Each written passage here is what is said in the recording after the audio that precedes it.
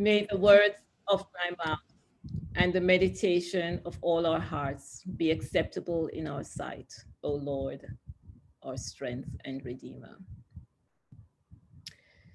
Cricket might not be a popular sport here in the US where I live, but I know you won't be surprised that there are over 2.5 billion fans across the world. The game's popularity is second only to soccer. And my three brothers are numbered among those who love the game since they were young. As children, they played in the side yard at home where there was a flat strip of lawn and no trees in the way. There were times they would gather a few neighborhood friends to form teams. And then there were times when they only had me to even up the numbers.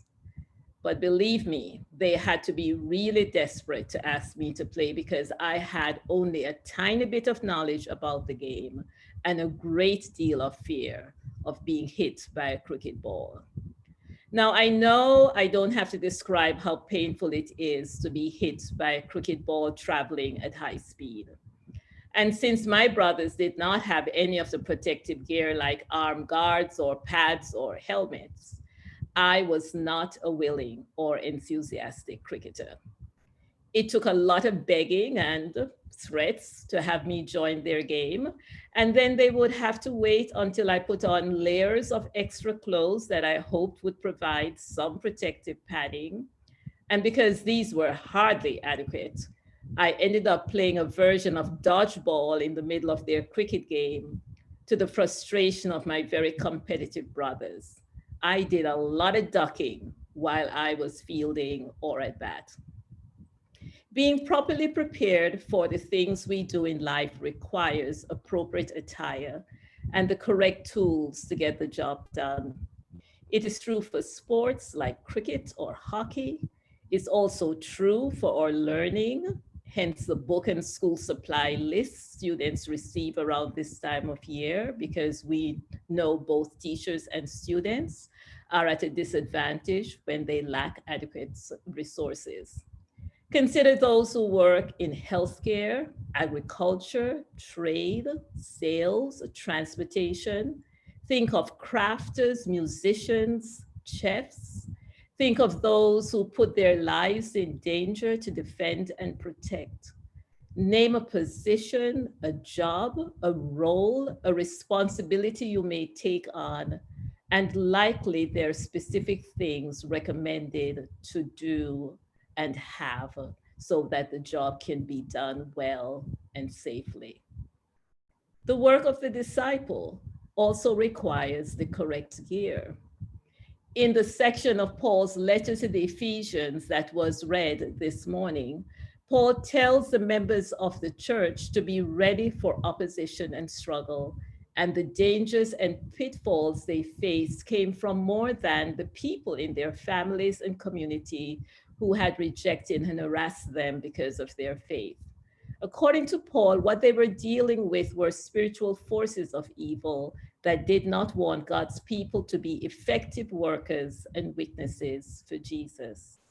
So disciples needed the armor and weapons of God if they were to be fully prepared to withstand what was coming at them and what could harm them. The work that the church in Ephesus was called to do, in fact, the work that all Christians have been given, is to bring about justice. There is much in our world opposing this, and it's not always easy to see or identify. It can be fast and dangerous and harmful. We have to be vigilant to stand against the things that distract and confuse and overwhelm us so that we can see where we must step forward to speak truth to power, where we are to stand up for what is right, where we need to share a word of peace. That's the life Jesus modeled, and that's the life we're called to live. If we're going to follow Jesus, we can't dodge the ball, but must stay in the game, be ready, trusting in the power of God who provides the attire, the armor, the tools we need to be strong in the Lord. Paul says that believers are girded in truth justice, and righteousness, a passion for peace, faith, salvation, and a knowledge of the Word of God. One commentator noted that the nature of the armor itself is profoundly defensive. The only equipment for attack is the sword. And that weapon, the sword of the Spirit, is the Word of God. Our knowledge of Scripture is part of the equipment we need for effective ministry. And then Paul says, the most important part of our preparation is prayer. God provides the armor and gear. Yet each of us can probably tell stories about the times when being a disciple of Jesus was truly hard work. And the struggles came from within as well as from without. Someone wrote that we are more likely to put on airs more often than we put on the armor of God. We are guilty of girding ourselves with lies instead of truth.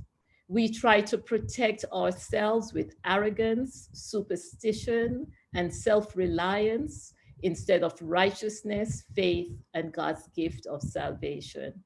Our footsteps do not follow God's path of peace. And we're quick to use God's word to attack one another instead of striking out against the sins we personally commit. Being a true follower of God is hard work.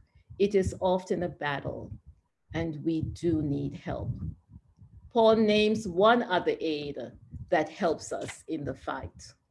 It's found in the fact that the words he uses in the text calling upon believers to stand fast are plural. While Paul uses the imagery of the armor of an individual soldier, there is the understanding that soldiers would not go to war alone. Roman soldiers would have stood shoulder to shoulder with their shields linked, just like today's riot police do. Together, they formed an impenetrable wall of strength. When God's people stand as a community, supporting each other, studying God's word together, and praying with and for each other, the church becomes a powerful witness of the good news of Jesus. True discipleship is hard and demanding every day. Adam Hamilton, in his book, The Walk, 5 Essential Practices of the Christian Life, lists study, worship, and prayer as essential to our faith journey. He speaks of ways to grow in Christ as an individual, but he also highlights the benefits and the importance of doing it in community. In this way, we allow God to shape and prepare us to do his work in a world that's often confusing, frightening, and out of step with God's call for justice and mercy and love. Each and every morning and throughout the day, as you put on whatever appropriate attire you need, as you head off to the classroom or office or the store or to play cricket with your brothers, wherever your plans might take you, put on God's armor of truth, justice, righteousness, a passion for peace, faith, salvation, and knowledge of the Word of God.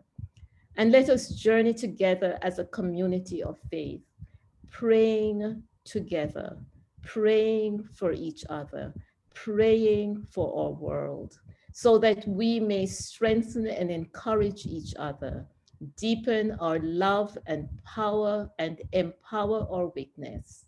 Let us go forward, not by our own power, but in the strength of the Lord. Amen.